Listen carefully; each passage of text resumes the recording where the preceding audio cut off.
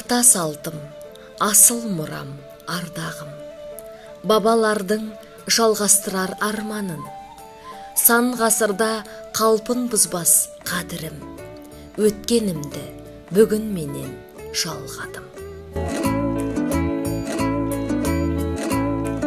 Салтымызда бала тәрбиесіне қатысты ырымдар мен кәделер өте көп. Солардың бірі баланы қырқынан шығару. Дүние есігін ашқан нәрестеге 40 күн толғанда, өсіп өнген отбасының көрегенді анасын шақыртып, қырқынан шығарады. 40 күн ішінде сәбидің денесі ширап, көз тоқтатады. Әр құбылысты, дыбысты ажырата бастайды.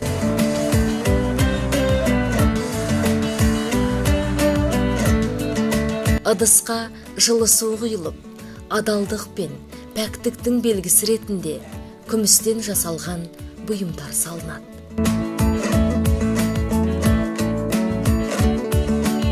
Перзентіміз өскенде малды болсын деп, қойдың асықтарын жинайды.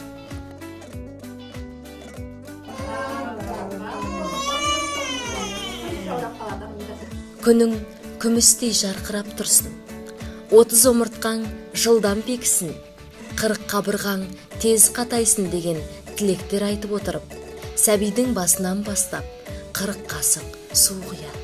Көңілің мен пейілің сүттей таза ақ болсын деп ырымдап сүт қосады. Шомылдырып болған соң нәрестенің қарын шашы мен тырнағын алады. Тырнағын адам аяғы баспайтын жерге көміп, қарын шашын ақ матаға салып орап қояды. Суға салған күміс бұйымдарды сәбиді қырқынан шығарып жатқанда жақсы тілектермен тілеулес болған ауыл келіндеріне үлестіріп береді.